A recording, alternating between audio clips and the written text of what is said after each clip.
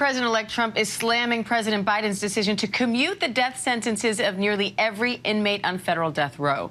The president says converting 37 death sentences to life sentences is consistent with his administration's moratorium on federal executions other than for terrorism or hate-motivated mass murder cases.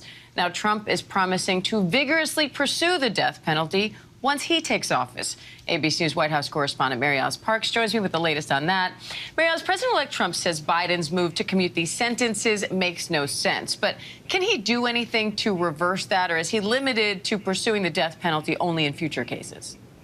Yeah, there's really nothing he can do. This is a power that the president has, the presidency holds, and President Biden made this decision. Actually was sort of a long process. He worked with his Justice Department. And like you said, I don't think it necessarily comes as a surprise. This has been the policy of Biden's administration to put a moratorium on federal death sentences. Of course, he's a devout Catholic. President Biden has talked about being against the death penalty for a large, sort of long part of his political career. We know that Pope Francis also called for the end of the death penalty in the United States, and that Biden is traveling to meet with the Pope later this month. But like you said, Trump has been absolutely blasting Biden for this move. He has promised to vigorously continue the death penalty when he takes office. Even yesterday on Christmas, he put out a number of posts. He said that those inmates should, quote, go to hell. He blasted Biden. He blasted what he called the radical left lunatics for this move. And he also talked about, in his terms, maybe wanting to weaponize the Justice Department himself. He said that Democrats should be worried that their only chance of survival is getting a pardon from Biden, too. Diane.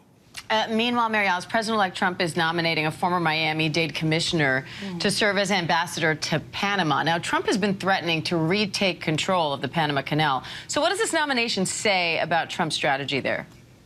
Yeah, this has been really interesting. The last few days, Trump has been laser focused on Panama. Yesterday, again, on Christmas, he was again blasting Panama and its control of the Panama Canal, saying that it's ripping off American businesses, that it needs work and investment. Of course, the Panamanian president has been quick to push back and said that every square inch of the Panama Canal is in their sovereign territory and that that's not going to change.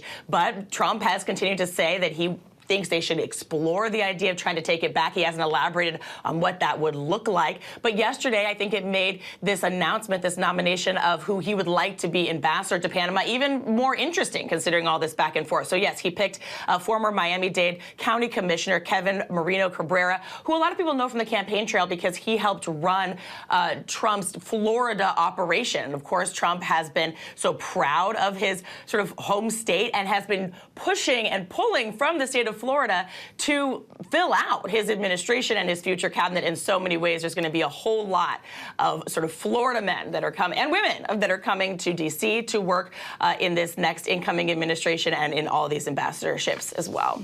And Mary Alice, President Biden has also been busy over the holidays signing some bills into law. What can you tell us about that?